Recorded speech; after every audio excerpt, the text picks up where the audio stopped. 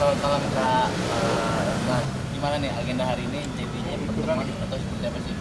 Oke, pertama alhamdulillah aku sama Mas Hanung akhirnya mempercepat kepulangan kita yang harusnya tanggal 2 Oktober.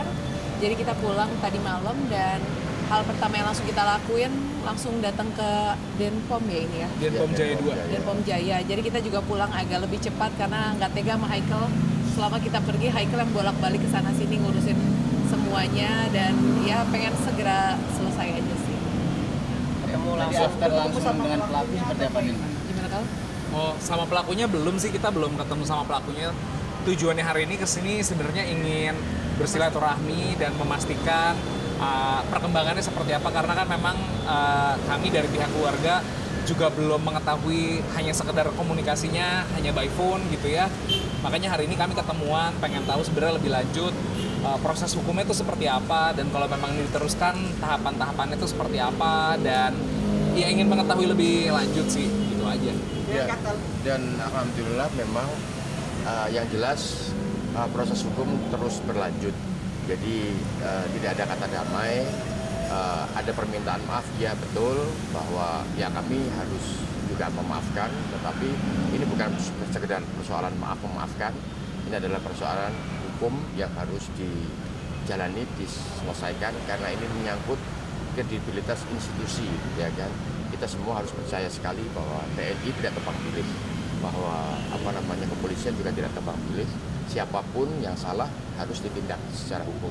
Dan kami datang ke sini memastikan bahwa proses hukum itu ternyata berjalan. Dan teman-teman semuanya tidak perlu khawatir dengan apapun yang menimpa siapapun yang kena persoalan ini, tidak hanya kami, ya kan, siapapun itu pasti akan mendapatkan perlakuan hukum yang setara setimpal. Itu yang kami pastikan tadi di sini. Jadi bukan karena Saskia loh, bukan karena ini keluarga Hanung, keluarga Saskia, bukan karena keluarga Haikal, ya kan. Bukan karena itu, bukan karena keluarga Pak Figur, terus kemudian harus diproses secara hukum, tidak. Semuanya punya hak dan kami memastikan itu hari ini.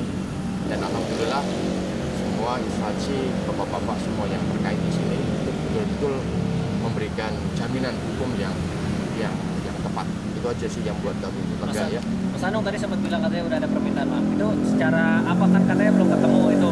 Mungkin secara langsung. Jadi kan komandannya secara langsung tadi bertemu dengan saya, silaturahmi ke tempat saya. Setelah nelfon. Ya, setelah menelpon waktu di Mekah kan dia teleponan ke saya. Terus kemudian pada saat saya kembali, terus kemudian beliau punya inisiatif untuk langsung nyamperin saya. Di mana Mas Hanung berada, saya akan samperin dan secara institusi meminta maaf, ya kan. Jadi bukan pelakunya yang minta, tapi diwakili oleh komandannya. Berarti secara tidak langsung pelaku sampai saat ini belum ada tatap muka ataupun penyampaian. Kita katanya nggak boleh ketemu sama pelaku sampai nanti di pengadilan. Iya. Jadi kita kesini juga memastikan, karena teman-teman juga banyak yang bilang, wah kalau kayak gitu bener nggak ditahan gitu. Akhirnya tadi kita kesini, kita ketemu sama komandannya di Denpom dan dipastikan memang sudah ditahan, dan proses itu ternyata nggak cepat. Aku juga baru tahu, mau dengan udah ada saksi, udah ada bukti, ada proses yang harus dijalanin sampai maksimal 120 hari. Jadi dari kita bikin berkas, dari apa sampai penyerahan ke mana satunya? Ke pengadilan. Ke pengadilan itu bisa paling cepat banget 1 bulan. Jadi ternyata aku baru paham proses hukum tuh nggak bisa secepat itu, walaupun kita punya barang bukti yang jelas, terus kita punya ada korbannya, saksi semua udah lengkap, tapi ada proses yang emang cukup lama, dan dari pihak ini tuh bisa menunda sampai ke titik nanti pengadilan tuh 120 hari. Sebenarnya bukan menunda sih, tapi menunda, ya? prosedurnya memang kan ada pemanggilan saksi. Iya. Saksi itu biasanya per minggu dipanggil Terus gitu ya. olah TKP. Terus olah TKP, terus ada korban, habis itu dari terduga dipanggil, dan itu memang memerlukan waktu karena kan tadi informasinya juga perkara bukan hanya ini doang gitu ya. Jadi banyak perkara yang ditangani sama Denpom Jaya 2. Jadi memang ya bergiliran ditanganinya, nggak satu kasus doang difokuskan ya, memang beriringan lah semuanya. Tadi disampaikan juga nggak sih atau diinformasikan bahwa hanya si pelaku dikenakan pasal atau hanya kode etik aja, itu seperti apa sih? Pasal ya? Kalau pasal sih pasti Pasal mengikuti penganiayaan. pasal kok. Pasalnya kemungkinan adalah penganiayaan. Tapi kan semua itu yang melakukan adalah orbitur. Tadi disebutnya orbitur itu kayak orbitur militer. Orbitur militer itu seperti kejaksaan. Jadi ini kan prosesnya kan disidik dulu. Disidik, setelah disidik berkasnya lengkap, baru kemudian dilimpahkan kalau pengadilan proses hukum secara umum, bukan militer, dilimpahkan kepada kejaksaan.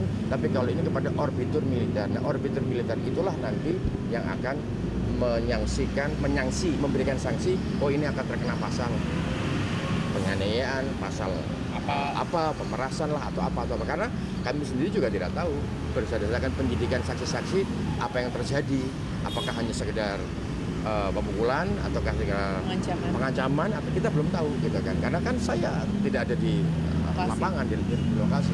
Dampak dari kejadian ini juga kan anak dari Udah ditahan ya. Sejauh ini sudah ditahan. Informasinya sudah dari yang kami dapatkan dari pimpinan Denpom Jaya 2. Sini berarti. Katanya di sini tadi. Katanya di sini. Tadi kita bilang boleh nggak kita lihat, sebenarnya ada emas di situ, tapi secara prosedur hukum kita tidak boleh bertemu sampai nanti di pengadilan. Jadi ya kita mencoba menghargai dan Mas percaya aja sama kami gitu ya. Kita percaya